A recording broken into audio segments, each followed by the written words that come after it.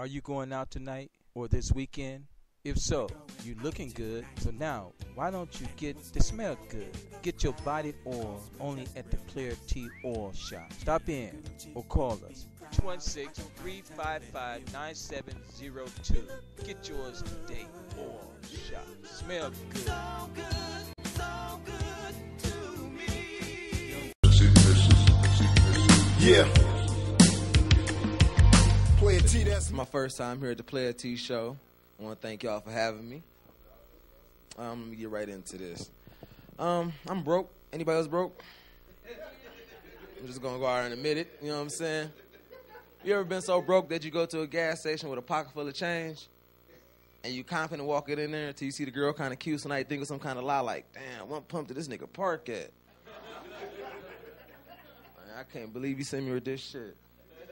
I'm sorry, baby. Can I get 285 on pump 7? I smoke a little bit of weed. I be trying to quit, but it's hard. But I notice when I smoke weed, I be thinking some wild stuff. That's why I'm trying to quit. You know, I think, like, if I was to get arrested and only had one arm, how would the cops put the cuffs on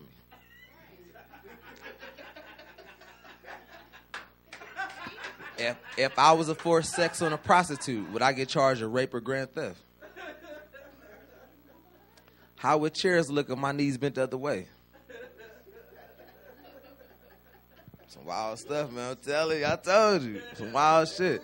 I be watching TV when I be smoking, man. I get to watching, I'm big on animals. You know, Africa, that's my spot, you know what I'm saying? The motherland, and I watch stuff, the lions and the gazelles, and it's fascinating. But I look, and there's so many wild animals over. I'm thinking, like, what's in their zoo then?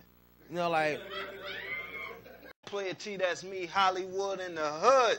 Doing it really, really big. What y'all know about comedian Ant Morrow? Yeah, funny guy, right? Yeah. What's up, Ant? What's up, y'all? Man, good stuff, man. Good stuff, man. Now, to be a thank you. To be a comedian, man, it's obvious. I don't know how obvious it is, but it seems like people, when they go through pain in their life, and then they're able to communicate with people, it helps them. Is that with you? Have you been through things in your life? Honestly, I just recently got into comedy. Like I told you, I was doing this is my second year coming up, and it's something I think everybody want to do comedy because I think everybody like being funny. You know, everyone likes to make people laugh. But I think honestly, to be a comedian, you don't have to have some dark period in your life, but you got to know pain and how to convey it into a picture. Just like an artist got to be able to know how to take the colors and transport them to a picture. You know, it's the same thing. Like, you got to convey these words to uplift somebody. You know, tell your story to where they can walk a mile in your shoes without feeling the same pain you went through. You know. Right. Now you said you've been doing it for 2 years. Yeah. Now, were you ever thinking before then to get into this? Like, did you have to get the nerve up to do it, and you finally it culminated? I told myself I graduated high school from Glenville High in 2003. And I told myself when I graduated I was going to get into comedy. I didn't get on the stage for the first time until I was 25. So right. But you told yourself. I told my every day I'm like, man, I'm going to go. I go to comedy clubs. I was signing for competitions at the last minute, call and make some fake lie like I can't make it. Like, it's hard. It's hard because it's like falling in love every night. You know what I'm saying? It's like putting your heart out on the string and for them to say no. It's about that time for everybody to start working out. You know what I'm saying? Beach season is upon us. You know, as you can see, I'm already ahead of y'all. You know what I'm saying? But I got a lot of friends that work out, and I realize that they ain't nothing but a bunch of dicks. You know what I'm saying? Like, it's crazy because they come to me, and one friend hit me up, be like, "Aunt, man, what's up, man? How you been?" I'm like, "Man, I'm chilling." He like, "You trying to go work out?" I'm like, Nah, not today. Nah. He like, "Man, damn." He like, "Man, you get up off your ass." I'm like, "Man, I'm trying, man. I'm just not today, man." He's like, "Man, you probably lose them titties. You did a couple sit-ups." I'm like, "Man, listen, get off my goddamn back. I ain't gonna say it again, man." But it's hard because, like I said, it's hard having a little bit of weight on you because a lot of people, they want to call me big man, you know what I'm saying? I don't like it, you know, but they think it's acceptable, you know what I'm saying? Somebody walking me, "What's up, big man? How you doing?" I go to McDonald's, "Big man, what you want, big man?" You know what I'm saying? That shit ain't cool, you know what I'm saying? I wouldn't just walk up and call nobody disposition. Like, I wouldn't go to the club and point out some chick like, "What's up, lace front? How you doing?" Like, yeah, just don't put me on blast like that, you know what I'm saying? Comedy is a good way to get a hard message off to a soft audience. You know, you don't want to you don't always want to give you a hard facts because everybody don't want to digest things, especially when it comes like maybe racism or sexism or it's got to do with things like that. But if you can get it out in a way that can make people accept it and digest it, that's what you want to do. Like, ultimately for me, I want to make people understand me on stage and then laugh with me more so than just trying to get a couple of cheap jokes off. Right. Like, a joke can be funny by just a change of one word. Has that ever happened to you where you done told a joke and it came off? It might have been receptive to it, you know, the crowd, and then but you did it at another place and you might have changed one word, like you said, and got another reception. That's like I like to, every time I do comedy, I like to record myself so that way I can always look back and see how my growth is going and see how which jokes hit in which rooms and things like that. So like I said, if you real meticulous about the things that you do, then like I said, your growth is however you want to, how far you want to push yourself. But with me, like I said, I do things like that and I look at myself. But the one thing I will do is I'm real critical of myself. So it's hard for me to like look at a joke and just say, hey, it's a great joke. Like, I got notebooks and notebooks and notebooks of jokes.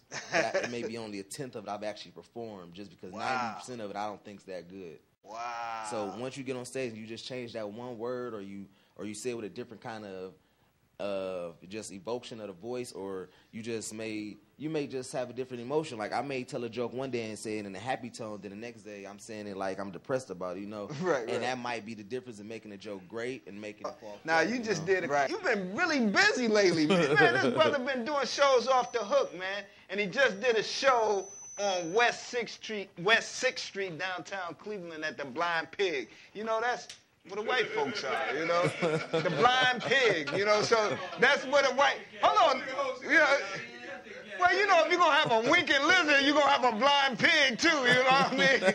And he was at the Blind Pig, and, you know, that's where all our Caucasian brothers and sisters are. And I asked him, you know, did you go in prepared? And he told me, you know, like, you know, white crowds are a little bit more acceptive. You know, but what happened now in your own words now? I mean, when you go to a white crowd, they're a little more accepting. You know, you can say things that you may not get away with at a black crowd. You know, black crowds, they come in there with a mission. Like, they trying to punk you or something, you know what I'm saying? Like, one of us going to flinch first, you know what I'm saying? Like, you actually got it. It's like a boxing match with a black crowd. It's give or take. One night you knocking them out, another night they just get this nigga off stage. Boo!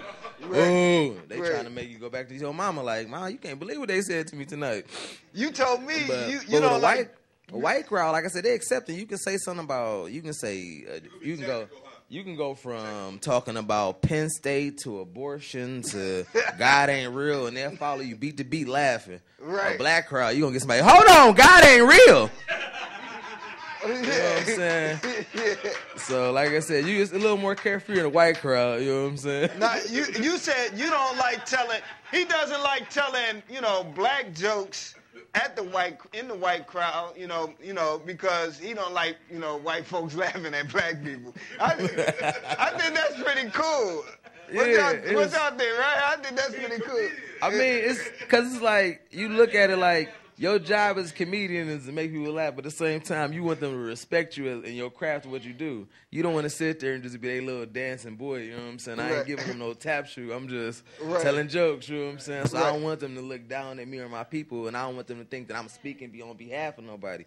So I actually hate to hear a black comedian go to a white crowd and got to saying nigga this jokes and nigga that's jokes and we from the projects and don't you hate a hood hoe, like don't go into all that, man. Like tell a different joke, talk about yourself, talk about your mama, you know what I'm saying? Like so do whatever. You've been doing sketch comedy with Vision Vaughn and things of that, people like that. Yeah, me, Vision Vaughn, my dude Cleveland James, my dude Mike D, Joseph Jeremy. We got a team together. We do like I said, sketch comedy, and me and Cleveland James, we the comedians of the outfit. And we give out a good show, you know. I don't know if any of you guys believe in love, but I believe that when you're in love, you should only have sex with the person that you're in love with. That's why I masturbate. Never tell myself no. I love me. Well, it was that one night, but I took a couple shots and I got into it. But I hate people who hate talking about masturbating, because, like, how could you love if you don't touch you, you know? I ain't never looked at my hand like, man, what was you on yesterday? I can't believe this shit. That's all you had?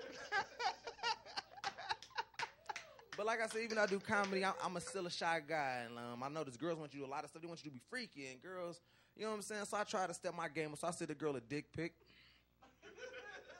Took a little too long to reply.